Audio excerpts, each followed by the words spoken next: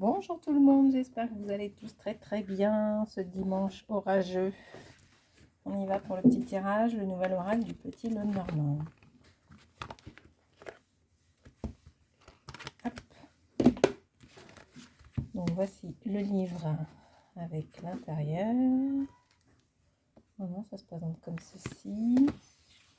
Les petites cartes. Donc c'est un tirage que je fais pour vous et pas pour moi. Il vous faut vous poser une question, choisir l'une des 3 cartes et on espère que ça répondra à votre question.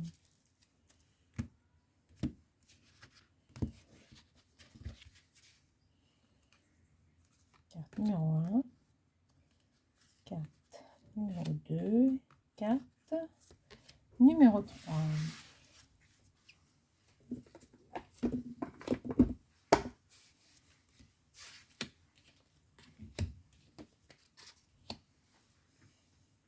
Vous êtes prêts? On y va. Alors, qu'est-ce qu'on a là? Le deuil. Mais non, vous inquiétez pas. Ça va aller vite.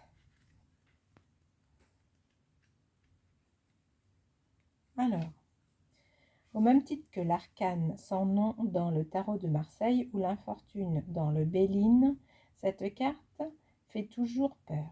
Cependant, il ne faut pas la prendre au premier degré. Le plus souvent, elle annonce la fin d'une situation, d'une façon de travailler, d'une relation ou d'une activité. Lorsqu'elle apparaît dans un jeu, elle annonce que le consultant est à la fin d'un bail ou d'un cycle. Peut-être devra-t-il faire son deuil d'une situation. Par extension, elle peut être le symbole de souffrance, de problèmes émotionnels, de tristesse, d'une période de transition compliquée. Elle demande souvent d'accepter qu'une chose ou qu'une relation se termine. Ça va aller. Promis, ça va aller. Alors, qu'est-ce qu'on a là? La femme, numéro 29.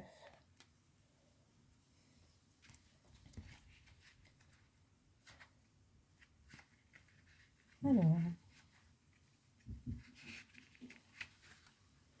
cette carte par excellence de la féminité est donc du pouvoir féminin. Dans un tirage, elle peut symboliser la consultante, la mère, la femme, l'épouse, une sœur, une collaboratrice, une supérieure ou encore une amie. C'est une carte assez adaptable qui peut changer de fonction au gré des tirages. Souvent, elle indique que le consultant ou la consultante entre dans un cycle propice à la créativité, à l'inventivité. Cette carte peut aussi symboliser une période de gestation ou d'incubation. Côté professionnel, c'est le développement d'une entreprise ou d'une situation. C'est la capacité à commencer ou à faire plusieurs choses à la fois. Sur le plan sentimental, elle représente la sensibilité, la douceur, les émotions. Numéro 3, les poissons, numéro 34.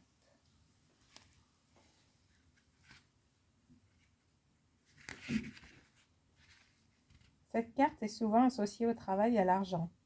Lorsqu'elle apparaît dans un tirage, elle annonce une période propice à une augmentation ou à une reconnaissance professionnelle. C'est la carte qu'il faut tirer pour réussir dans les affaires ou gagner un procès.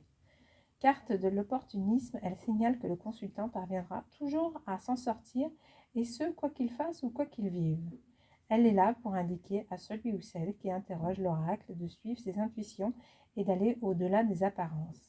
Sur le plan professionnel, le consultant a des coups des franches. Il n'a plus qu'à suivre les courants. Parfois, la carte des poissons symbolise le gain de la liberté. Sur le plan amoureux, c'est la lame de la fusion, de la sensualité, de la passion, de l'amour inconditionnel.